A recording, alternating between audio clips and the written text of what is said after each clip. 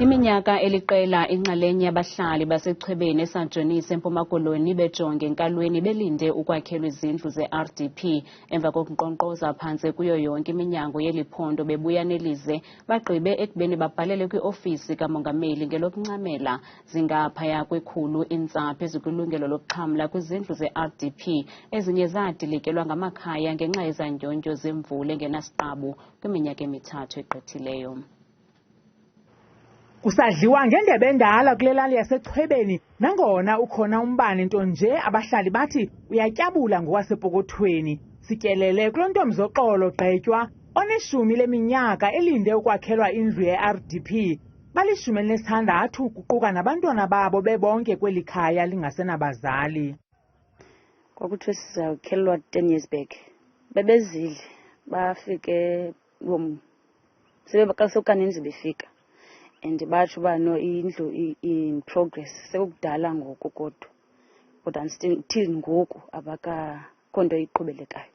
Nguye nodade wabo abagcina abantwana babo xa bebonke ngelixa abantakwabo abahlanu beyokhangela imisebenzi. Xa kunetha bayangcucalaza kuba le ndlu yezinti iyanetha. Siyadibana sixumbanisana laa bhedi sizoyibeka kwicala sifake iziteyini abangathi nezikreyithi sibe ngathi iyaphakama. Abantu bakwagovernment babefikile apha then basibuza ukuba kutheni nto singatyabekiyo ne sathi uba ke udaka lwethu siyatyabeka udaka lwalapha lumnyama xa kunethayo futhi imvula enkulu liyabhidlika. Eli bhodlo ekubhudla umoya ofaka uthuli ekutyeni likhitshi likamama uDambuza. Kanye njengosapho lakwagqetywa naye ukuluhlu lwabantu abalikhulu elineshumi abasemlindweni wentombi ezili-10 belindele ukwakhelwa izindlu ze-RDP. Sibayi 16 thina sihlala kule ndlu. Andiziva kakuhle ngoba sonili noba sisilele bayapresa abanye.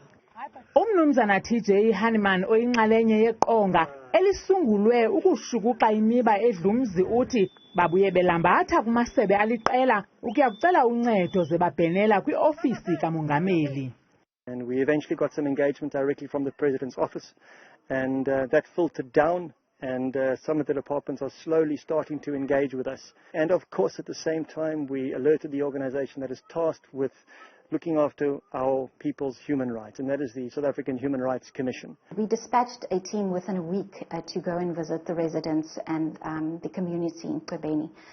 So unfortunately what we picked up is a dire situation, a situation where people are subjected to living conditions which is not dignified. Kwiindaba zethu kuChannel 163 ngokuphathelwa yiNewsroom Africa, ndinguntsiki Noyiya eChwebeni eSajonisi.